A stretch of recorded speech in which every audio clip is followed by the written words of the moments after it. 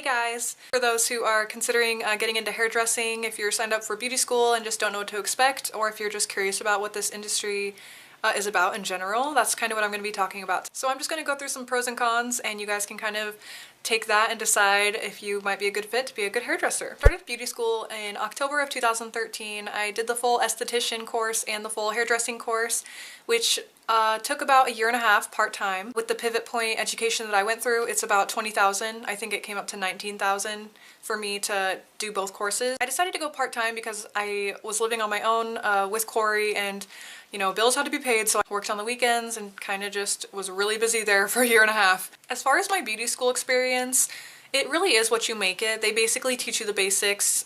You go through a few weeks of training, just learning like the basic haircuts, and then you get sent out onto the clinic floor where people actually come in and get their hair cut by students because it's discounted and, you know, it's given in practice and whatever. So you get quite a bit of experience before you actually are out of school. You have to really just put in your time there, use the time wisely to just practice, practice, practice. I got a job at the salon that I'm at now, April of 2015. There are different courses you can kind of take after you're done with school. You can go the route that I did and get your practitioner certificate, which basically just means your license for the basics. You can go to a chain salon and just be an employee and get a job that pays a hourly wage. Why can't I talk today? But that also means you can work commission, which is what I do.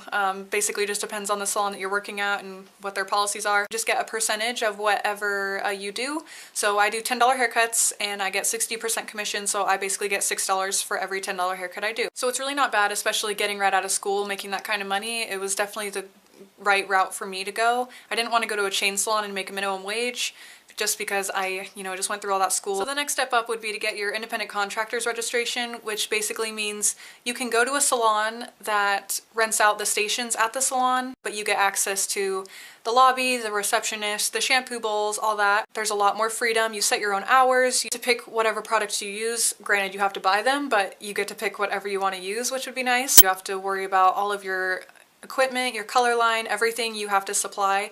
Whereas the position that I'm at right now at my salon, my boss kind of provides everything we need. Then there's freelancing, which basically means you get a freelance license and you can do hair anywhere. You can travel to people's houses, or people can come to your house and you can legally do it. But again, you have to have your freelance license to do that legally. Each state is different, so just make sure you look up your own state's requirements before taking my word for what I'm saying, because this is just the Oregon law. Go around to different salons, talk to people, and get their own personal experiences with whatever they decided to do right out of school, and just figure out what would be best for you. Ask yourself, is it something I'd even be good at? If you have an artistic side, then chances are you'd probably pick up onto it pretty fast. If you think about it, it's really just hair sculpting. You just have to kind of look at people's face shapes and their hair type and just figure out a cut that matches them best. But also listening to make sure that you're doing what they want, because you don't want to just start chopping away at people's hair. But once you get comfortable and confident, it can feel so rewarding to just have people continuously come back to you and just rely on you to make them feel good about themselves. When you make great hair, it is honestly so satisfying. Just like creating anything, when you make a piece of art that's your own, it's basically the same thing, and it can be really fun. If you work in a fast-paced salon like I do,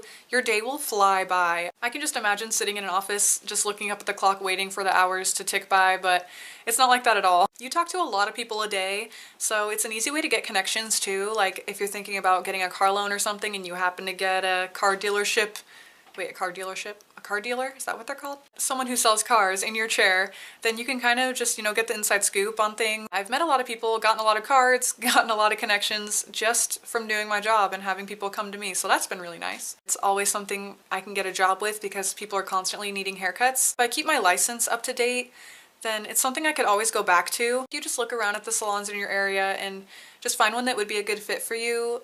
In the right place with the right people, this could be such a fun and amazing career. Now there are some things that aren't exactly deal breakers, but things that I wish I would have, you know, looked into more before I started, just to be prepared. You're pretty much gonna deal with asshole clients no matter where you work. That's just a part of customer service.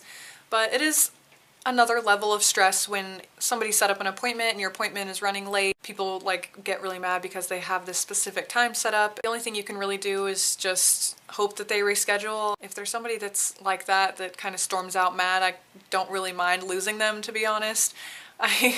much prefer the more chilled out, nice clients, but that's just me. There's always going to be that one client that you really just don't like, but they're always coming back to you. They always request you and you're like, there's nothing more stressful than just a screaming child and you're trying to hold them down and the mom's sitting there freaking out because her kid won't stop screaming and you're just trying to cut the damn kid's hair. So if you're not good with children, maybe work in a salon that doesn't do kids cuts. But the cute kids, the ones that are just little angels, just make it worth it. It's totally fine most of the time. We have a little race car that we put them in and we put a movie on in front of them and they have their own personal drive-in. You just kind of always have to be on the lookout for, you know, head lice, scalp abrasions, scabs, moles, all that kind of thing. There is an immense pressure when you're cutting people's hair. Anyone's hair, but especially negative people, you know who I'm talking about, the negative Nancys. Bad at explaining and they're just in a bad mood. Like, those are the most trying days. The anxiety gets real.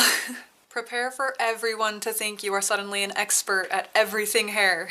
No, but seriously, you will get people asking you questions about their hair all the time. About their split ends, about why they're getting dead ends, about the frizz. And there are so many variables to how somebody can be messing up their hair that it's hard to pinpoint and it's hard to explain that to people. Kind of going back to the finding your hair family thing, finding the salon that you're gonna fit in with. If you like to dress up and do your hair and makeup every day and that kind of thing, I would just suggest that you find coworkers that like to do the same to keep you motivated and, you know, make you actually want to be at work. I feel like I'm one of the only people that likes to, you know, get all cuted up.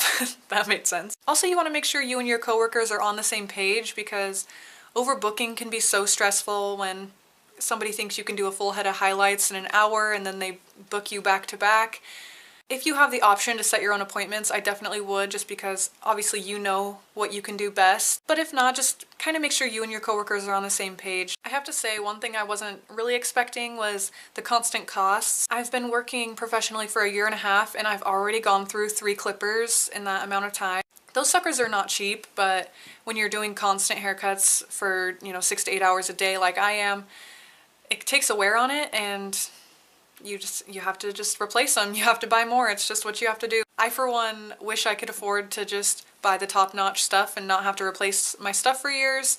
And it is worth that investment if you can, but I'm at the place right now where I really just can't afford to do that. I've talked to quite a few stylists that have been doing it for a really long time and they warn me that there is some long-term health effects. You're on your feet all day. A lot of days if you're just slammed busy, you don't get breaks. That's just how it is. I mean, you can obviously schedule yourself some time to take breaks, but I tend to just kind of work through it. Carpal tunnel is really common in this industry, but it's pretty common anyway. If you're sitting at a desk typing, you're gonna get carpal tunnel too, so there's just a lot of moving your hands, moving your wrists, holding your arms up. On days where you're just feeling sick or you're just feeling down, not really up to being talkative, that is something that can be really hard with this industry because your job is basically to small talk, to make people feel comfortable and welcome and happy and make them feel good about themselves. But that's really hard to do when you're not feeling good yourself. I honestly had a knack for it. For hair. Before I even was out of high school, I was cutting my mom's and my sister's hair already. I was dyeing their hair. They always kept their hair short, so lucky for me, I got a lot of practice because they always needed haircuts. Every time I try to think of a career change, I just can't think of anything that I would rather be doing, and that's such a good feeling. I'm sure I left out a million things. If you're a hairdresser and there's something that you wish you would have known before you started or something that, you know, I just might have missed, go ahead and write that in the comments down below. Okay, I think that's all I wanted to say, so thank you guys so much for watching. I hope you have a wonderful day and I will see you really soon in my next video. Bye!